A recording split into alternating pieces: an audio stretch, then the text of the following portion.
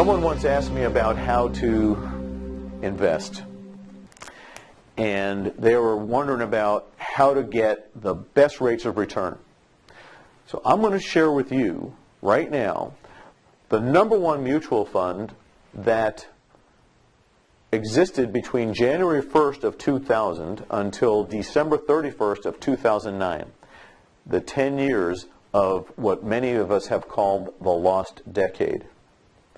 And I'll bet you that you'll be hitting yourselves, I wish I could have earned this. This was CGM Focus,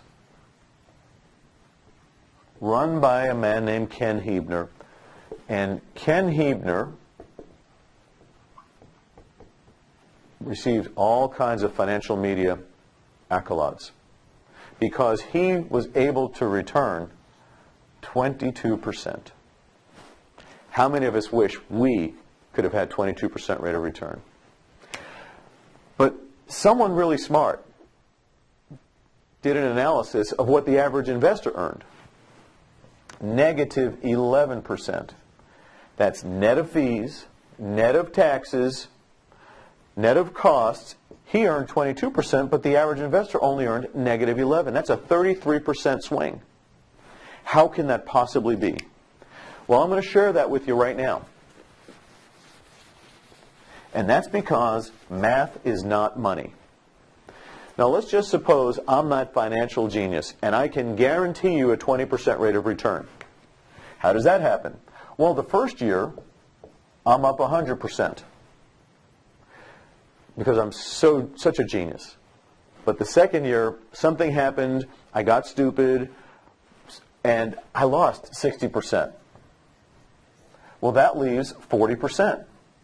It was over 2 years, so we divide that by 2, and now we have a 20% rate of return.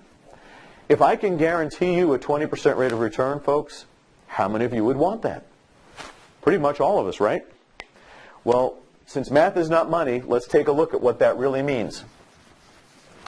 Let's suppose we started with $1 million.